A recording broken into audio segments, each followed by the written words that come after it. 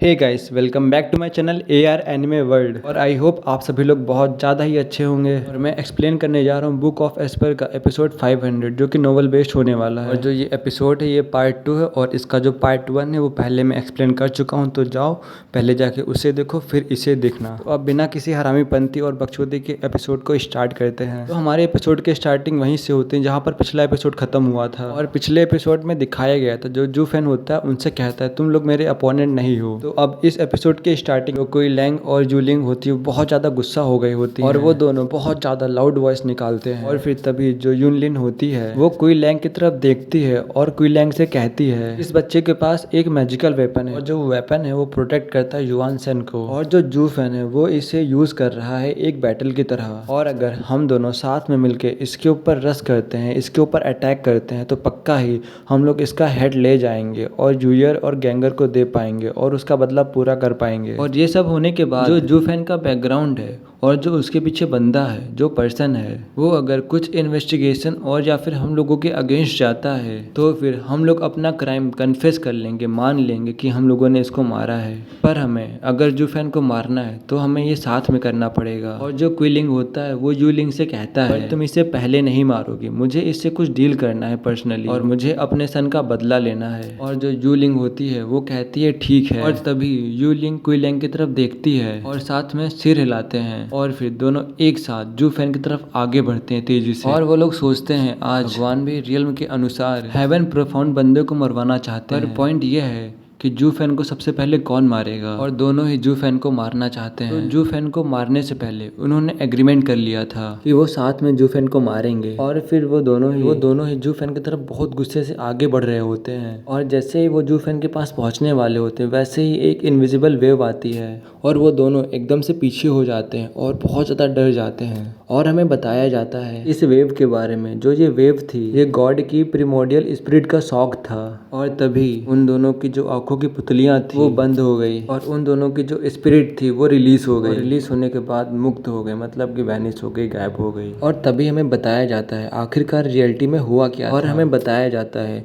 कहीं से एक अंतरिक्ष कंपन की आवाज और दोनों ही अपने आप को कांपने से नहीं रोक पाए, और वो रुकने से पहले लगातार 5-6 कदम पीछे गए। लेकिन जब उन्होंने आगे देखा तो वो बहुत ज़्यादा ही भयभीत हो गए, डर गए, और वो चैनल को सेट नहीं कर सके। आखिरकार ये कैसे संभव है। और फिर हमें जू फैन के बारे में बताया जाता है, और जो जू फैन होता है वो शांति से सब कुछ देख रहा होता है और अभी भी शांति से चुपचाप खड़ा था। और जू फैन अपने मुंह से कुछ भी नहीं बोल रहा था, बस वो एकदम शांति से खड़ा हुआ था। और तभी जू फैन कहता है मैं शुरुआत में ही जान गया था, इसीलिए मैं चौंका नहीं। आप यहाँ पर हैं मुझे पहले से ही पता था, और मुझे पता था कि आप मेरी प्रोटेक्शन करेंगे। और जो मैजिकल ट्रेजर है युआन सेन का, वो सिर्फ युआन सेन की लाउजी स्ट्रेंथ है जो कि पहले से ही आपके ऊपर है। और भले ही आप दोनों एकजुट हो जाएं तब भी मेरी युआन सेन की ताकत पर्याप्त नहीं होगी। और आंखों की पुतलियां सिकुड़ने से नहीं रोक पाई खुद को, और दोनों ने ही एक दूसरे को देखा। और इस फैक्ट पे बिलीव करना बहुत ही ज़्यादा मुश्किल था। और जो जू फैन होता है वो कहता है आखिरकार ये कैसे हो सकता है, जो पावर होती है प्रिमोडियल यान जुआन मास्टर की वो एक्चुअली में सप्रेस कर सकता है कंबाइंड फोर्स ऑफ 2 मास्टर। और जो गॉड्स हैं वो भी रिलीज हो चुके हैं और ये क्लियरली पहुंच चुकी है मास्टर की मैजिक पावर तक। यार मेरे को भी यहाँ पर कुछ समझ में नहीं आ रहा, पता नहीं क्या हो रहा, ना ही तो किसी का नाम दिया, ना ही तो कुछ दिया, ना ही तो कुछ समझ में आ रहा।